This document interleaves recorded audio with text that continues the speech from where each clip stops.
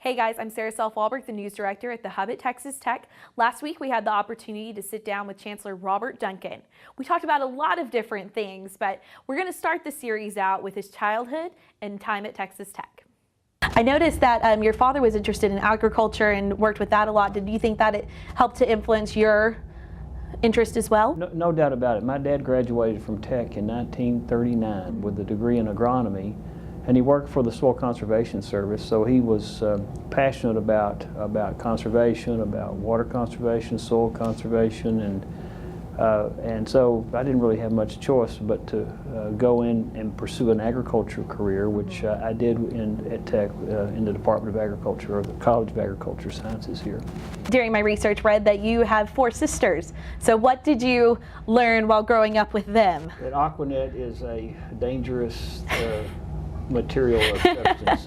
I had 3 older sisters back in the beehive days where they would use a lot of Aquanet. So you'd go in the bathroom. If I ever die of lung cancer, it'll be because of my exposure to Aquanet. But how funny. Anyway, I had great sisters. They were very good to me growing up.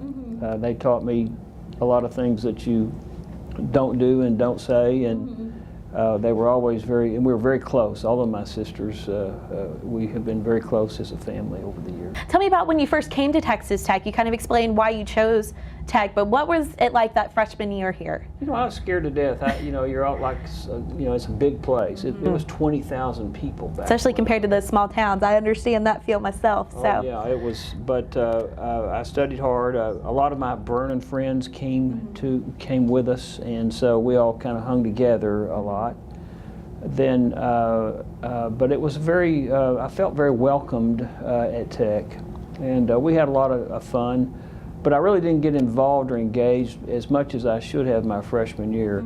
My sophomore year, I joined a fraternity, and that was one of my sister's insistent things that she had. She wanted me to do that because she wanted me to branch out and meet new people and get involved in leadership. And so I did join a fraternity, and that was kind of a game changer for me. Oh, of course. Kind of got me into a different group of friends. The fraternity had a good leadership program, and so they expected all of us to get involved in campus activities. And so that really started me out in a little different direction than I began as just a freshman, just wanting to study and stay to myself and stay with my own very narrow circle of friends. So those sorts of things, not just fraternities, but there's all sorts of different organizations that you can get into to expand your universe of people and experiences. And how have those connections helped you later on in life? Very, very much. Yeah.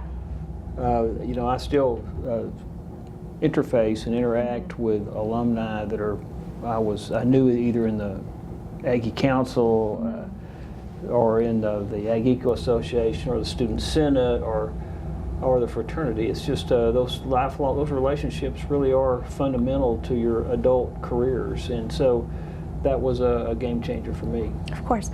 Well, another thing that I found interesting was your roommate, Jim Ferguson. Yes. Just a little background for the viewers. Jim Ferguson is an advertising legend here in Texas. He worked on very famous different campaigns, including the crash test dummies, PSAs, from the 1980s, as well as for us 90s kids. He co-wrote the screenplay for Little Giants, a little football movie. And so what was going on in that dorm room for both of y'all to be so successful? Well, Jim was very creative, and so it was. We had a very creative class. We did a lot of things together that were fun, but it was all fundamentals about learning, being good students, but also being good friends, and we were all kind of silly back in those days too. Oh yeah, of course. It's part of being young, but we had a lot of fun, and Jim was definitely creative. We knew he would be. We knew he would be something someday with his creativity, and he really did end up making us proud. And while you were a student here at Texas Tech, you were the student government president. Kind of tell me, what were some of the challenges you faced and some of the things you accomplished while in that position? Well, that was a good year, and we did a lot of things that year.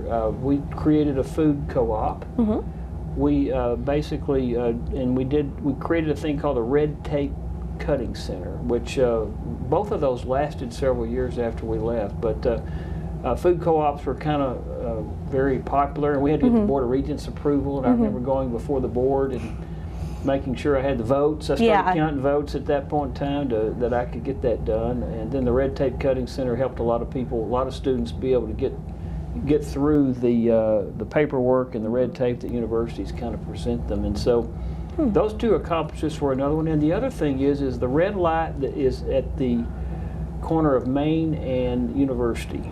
There were a lot of potential accidents occurring there, and so we did a lot of things. We staged an accident out there, and I was killed in that accident. How interesting. And the newspaper played along with us, and the headline was, "Duncan killed in pedestrian accident at this intersection." Oh, wow. And it kind of everybody thought, "Oh, Duncan's dead." They didn't read the story, but bottom line is we went to the city council or the Citizens Traffic Commission, and we finally got them to recommend to put a traffic signal there. So every time I drive by that traffic signal, we had a guy come with an ambulance, and it was a pretty neat deal. How interesting. That's a good impact on the city from that year. It was, and that light's still there today. So every That's time you awesome. drive through there, you can think that was the product of your student association. Oh, well, that's very interesting. I didn't know anything about that. Another thing we did was we started the student association